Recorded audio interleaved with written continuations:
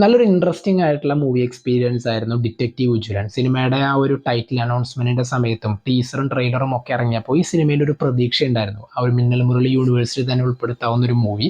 And ഇത് കഴിഞ്ഞ് വരുന്ന കുറെ അപ്കമിങ് പ്രൊജക്റ്റുകളും ഉണ്ട്.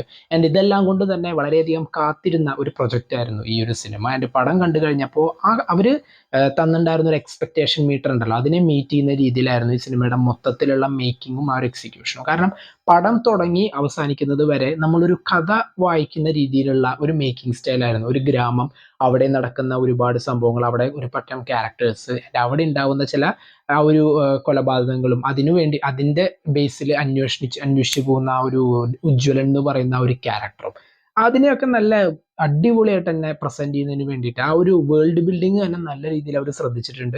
എവിടെ പോലും നമുക്ക് അധികം ബോറടിക്കാത്ത രീതിയിൽ വളരെ ഇൻട്രസ്റ്റിംഗ് ആയിട്ട് ഓരോ ലീഡുകൾ നമുക്ക് തന്ന് നമുക്ക് തന്നെ ഊഹിക്കാനായിട്ട് ഓരോരോ സ്പേസ് ഉണ്ടാക്കി തരികയാണ്. ഓക്കെ, ഇങ്ങനെ വന്നാൽ എന്താ ഉണ്ടാവും, ഇത് ആരായിരിക്കും ചെയ്തിട്ടുണ്ടാവുക, ഓക്കെ ഈ കില്ലറിനെ കുറിച്ചിട്ടുള്ള ഇങ്ങനെ ഒരു ലീഡ് ഉണ്ട്, അതെങ്ങനെ നമുക്ക് ഇങ്ങനെ ഡെവലപ്പ് ചെയ്ത് കൊണ്ടുപോകാം എന്നുള്ള ചില സംഭവങ്ങളെയൊക്കെ വളരെ ആ ഒരു ഗ്രാമത്തിന്റെ ആ ഒരു ബാക്ക്ഗ്രൗണ്ടിലേക്ക് ഈ സ്റ്റോറീനെ കൊണ്ട് പ്ലേസ് ചെയ്തപ്പോൾ അത് നല്ല രീതിയിൽ തന്നെ അത് സെറ്റായി തന്നെ വേണം പറയാൻ. കാരണം ചില സിനിമകൾ നമ്മൾ കാണുക, അല്ലെങ്കിൽ ചില ക്യാരക്ടേഴ്സ് ഒക്കെ കാണുമ്പോൾ ഒട്ടും സ്യൂട്ട് ആവാത്ത ഓരോ സ്ഥലങ്ങളിൽ കൊണ്ടുപോയിട്ട് കഥ പ്ലേസ് ചെയ്യും, അല്ലെങ്കിൽ ആ കഥ ഒരു പോയിന്റിൽ എത്തിക്കഴിഞ്ഞാൽ ഇനിയൊന്നും പറയാനില്ല എന്നുള്ള അവസ്ഥകൾ ഉണ്ടാവാറുണ്ട്. പക്ഷെ ഈ സിനിമയിലേക്ക് വരുമ്പോൾ നമുക്ക് അത്യാവശ്യം കണ്ടുകൊണ്ടിരിക്കാനും, അല്ലെങ്കിൽ ആ സ്റ്റോറിയിൽ സംതിങ് മോർ ഇസ് കമ്മിങ് എന്നുള്ള, അല്ലെങ്കിൽ സംതിങ് ബിഗ് ഇസ് കമ്മിങ് എന്നുള്ള ഒരു തോട്ട് നമ്മുടെ ഉള്ളിലേക്ക് കൊണ്ടുവരുന്നതിന് ഇതിന്റെ റൈറ്റേഴ്സ് ആൻഡ് ഡയറക്ടേഴ്സിന് സാധിച്ചിട്ടുണ്ടെന്ന് വേണം പറയാൻ.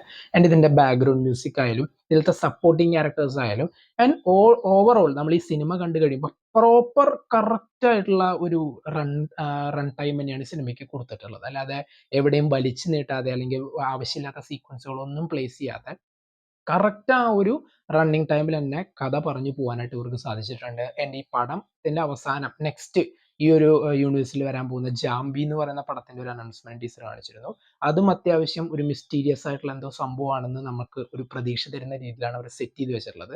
ആൻഡ് ഈ ഒരു സിനിമയിൽ പറയുകയാണെങ്കിൽ ധ്യാന്റെ ആ ഒരു ക്യാരക്ടർ, ഡിറ്റക്റ്റീവ് ഉജ്ജ്വലൻ എന്ന് പറയുന്ന ടൈറ്റിൽ ക്യാരക്ടറിനെ വളരെ സിമ്പിൾ ആയിട്ട് തന്നെ പ്രസന്റ് ചെയ്യാൻ അദ്ദേഹത്തിന് സാധിച്ചു. കാരണം ആ ഒരു ക്യാരക്ടറിന് വേണ്ട ഒരു മാനറിസംസും, അല്ലെങ്കിൽ ആ ഒരു അന്വേഷിക്കുമ്പോൾ ഉള്ള ഓരോരോ ഇൻസ്റ്റിങ്ക്റ്റ്, ആളുടെ ആളുടെ മനസ്സിൽ തോന്നുന്ന പല ഇൻസ്റ്റിങ്ക്റ്റുകൾ എങ്ങനെ പക്കയായിട്ട് കൊണ്ടുവരാം, അല്ലെങ്കിൽ അതിൽ എന്തെങ്കിലും സത്യം ഉണ്ടോ ഇല്ലയോ എന്നുള്ളതിനെ കുറിച്ച് അന്വേഷിച്ചിറങ്ങാനുള്ള ഒരു ക്യൂരിയോസിറ്റി ഉണ്ട്. അതൊക്കെ നല്ല രീതിയിൽ തന്നെ പ്രസന്റ് ചെയ്യാനും ഒക്കെ സാധിച്ചിട്ടുണ്ട്.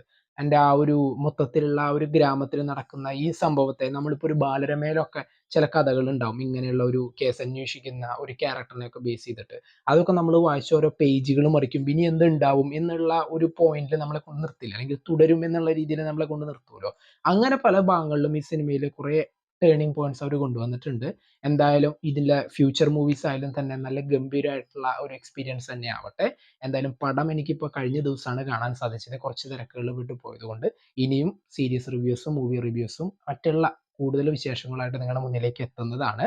എന്തൊക്കെയാണ് നിങ്ങൾക്ക് പടത്തെക്കുറിച്ചുള്ള അഭിപ്രായങ്ങൾ കമന്റ് ബോക്സിൽ നോട്ട് ചെയ്യുക. കാണാത്തുണ്ടെങ്കിൽ മസ്റ്റ് ആയിട്ട് കാണുക.